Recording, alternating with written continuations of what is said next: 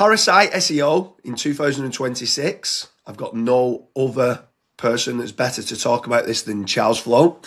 Charles, Parasite SEO obviously now has become more important than ever in trying to rank for all third-party corroboration, building up reputation, and trying to build that consensus. So I've seen recently you've done a tweet on it where it looks like there's many sites now that have absolutely skyrocketed again, jumped to #1 positions. What's your take on Parasite SEO at present in 2026? Yeah, so there's been kind of a bit of a roller coaster trend with Parasite SEO over the last couple of years in the industry. In 2023, 2024, it really took off. And especially with the helpful content update 2022, that's when it started kind of really taking off. Then Google came out with the site reputation abuse policy, which is basically if you are participating in Parasite SEO, we're going to slap you back down and we're going to remove that subfolder from the index. That then changed to actually we're going to change the policy to be even broader and we're going to be able to remove your entire domain from the index. So a lot of publishers got scared, but from what we can tell, again, this type of penalty, this type of policy is more propaganda than it is reality. So again, even if when we look at throughout the entire course of since this policy was instigated, there have been maybe 24 websites that were actually hit with the penalty for SRA properly. Whereas if you look across the entire world, there are probably at least 1,200 different sites currently being used for Parasite SEO, at least paid Parasite SEO.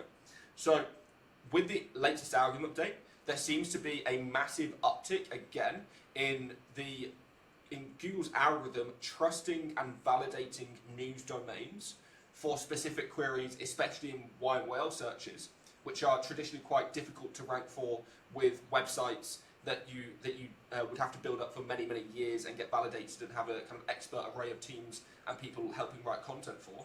Essentially, you can just go and buy a press release, buy a guest post, buy an editorial link on one of these gigantic high authority news publications, and they're going to rank for you for those why and whale terms.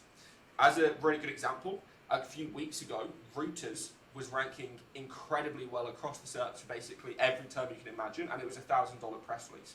You can quite quickly make your money back if you can rank #1 for a casino query, or even things like Turkish hair transplants and weight loss pills and things like that, very, very quickly off of a $1,000 press release. Yeah, so anyone who's watching this then, with regards to Parasite SEO, how do they know which sites? Because if they go and spend that $1,000 now, it's not ranking as well as what it was a couple of months ago. What's the best way for someone to say, okay, I want to leverage a third-party website that's got, it's not even, it doesn't always just need to be a high DR. I mean, majority of them are high DR websites, but I want to leverage this third-party website that's trusted, that's probably got branded search, branded clicks, which now is giving preferential rankings for specific keywords that I want to rank for. What's the best way of someone who's watching this saying, okay, I want to get this third-party corroboration, building this consensus, or just leveraging a third-party website to get rankings or sign-ups or whatever it is? So, #1, it is a cyclical algorithm when it comes to Parasite SEO.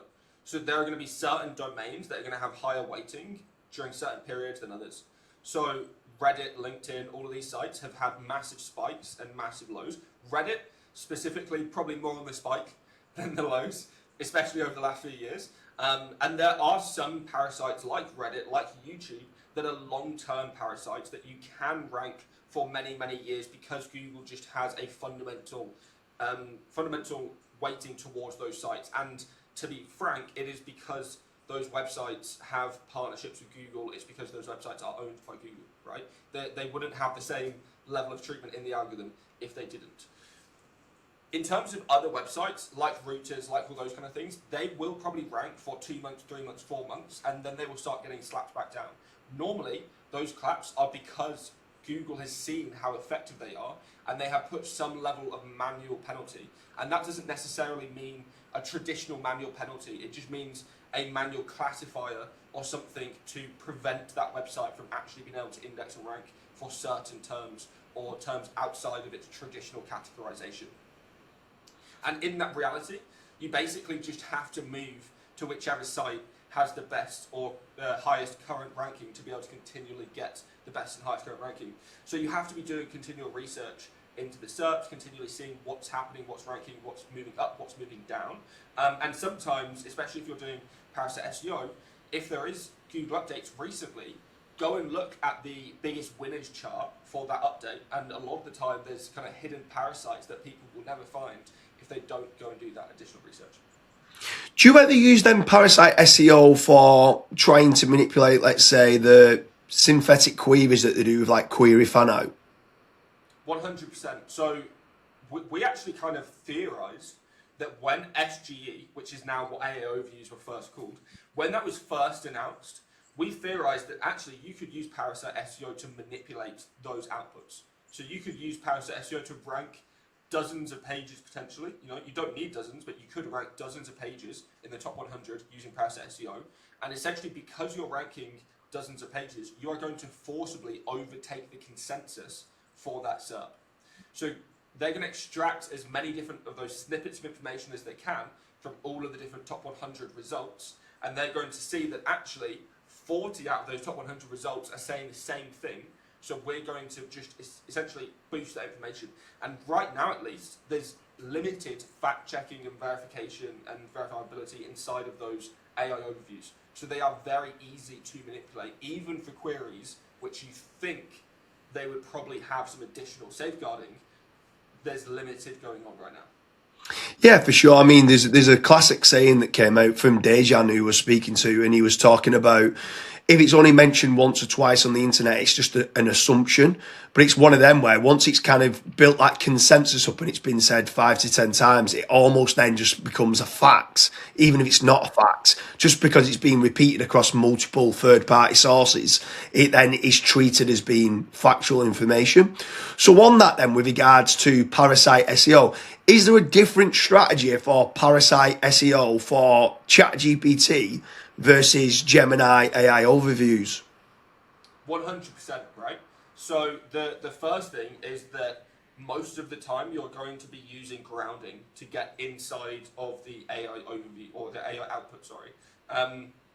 You're not going to be using training data or anything like that, especially with AI overviews. They don't really use any of the training data from Gemini whatsoever to actually bring out that source. When it comes to ChatGPT, that is more reliant on training data, but it's still going to be sourcing through Bing quite a lot. So the first thing is there's going to be differences in how Bing and Google rank pages. So you're going to be ranked differently. You're probably not going to be number one in both of those search results at any one point, and you're probably not going to be number two at the same time exactly. You're going to be at different points in the search result at the same time because they're different algorithms. That's the first point. When you then get into Gemini, like I said, there is very little fact-checking, very little verification, very little safeguarding, whereas actually OpenAI, especially over the last couple of months and maybe even years, have really started increasing that safeguarding to the point now that actually if you go into ChatGPT and you ask it what is the best online casino, it won't tell you, right? It says, sorry, I can't help you with that response. If you go and ask Google and search in Google, best online casino, you can still get it to pull AI overviews. Yes, it is a lot lower because for certain categories like casino, it doesn't like showing AI overviews, but it still does it in certain queries, and I've seen it pull back recommendations for things like casino that ChatGPT just flat out won't do. Yeah, I mean, it's a crazy world at the present with regards to what can be done with Parasite SEO, not just in ranking in Bing or within Google, but within the LLMs and within AI. Anyone who's watching this, obviously we can go deeper. Leave a comment in the comment section with regards to different Parasite SEO strategies. But make sure you check out a few other episodes of what I've done with Charles about selection rate optimization and other SEO advancements of what's working in 2026. Charles, it's been an absolute pleasure.